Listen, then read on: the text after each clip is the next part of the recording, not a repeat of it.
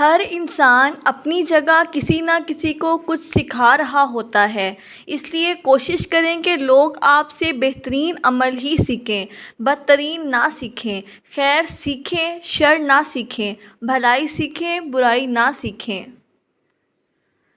ہر وہ شخص کے جس کا نفس اسے گناہ کی طرف ابھارے اور وہ اسے ناپسند کرے اور اپنے نفس کو اس سے بچا لے اور اللہ کی رضا کے لیے اس گناہ کو چھوڑ دے اور اللہ سے ڈرے، تو اللہ نیکی اور تقوی میں اس کے نفس کو بڑھا دیتا ہے اور اس کی اصلاح فرماتا ہے۔ حضرت علی رضی اللہ تعالی عنہ نے فرمایا، اگر تم اس وقت مسکرا سکتے ہو جب تم پوری طرح ٹوٹ چکے ہو تو یقین جانو دنیا میں تمہیں کوئی نہیں توڑ سکتا۔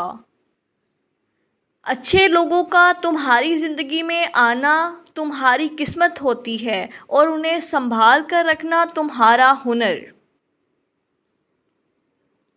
لوگوں سے یاد نہ کرنے کا شکوہ مت کرو، کیونکہ جو انسان اپنے رب کو بھول سکتا ہے وہ سب کو بھول سکتا ہے۔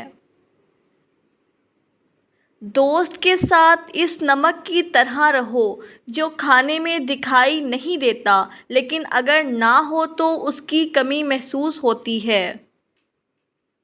دوستی کا بھرم صرف وہ لوگ رکھ سکتے ہیں جن کے وجود میں سمندر جتنا دل ہو۔ جب طاقت زیادہ ہو جاتی ہے تو خواہش کم ہو جاتی ہے۔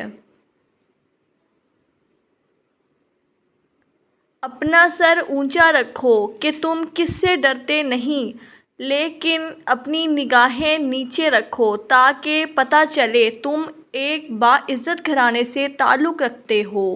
کسی بے قصور پر بہتان لگانا آسمانوں سے بھی زیادہ بھاری گناہ ہے۔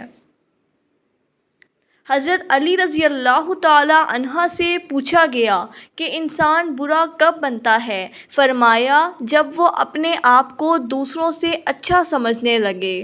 جو تمہیں خوشی میں یاد آئے سمجھو تم اس سے محبت کرتے ہو، اور جو تمہیں غم میں یاد آئے تو سمجھو وہ تم سے محبت کرتا ہے۔ حضرت علی رضی اللہ تعالی عنہ نے فرمایا، انسان زندگی میں مایوس ہو تو کامیابی بھی ناکامی نظر آتی ہے۔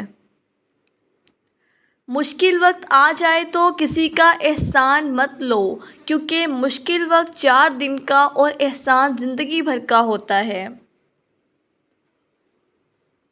اپنا اور دوسروں کا خیال رکھیں، خوش رہیں، خوشیاں بانٹیں۔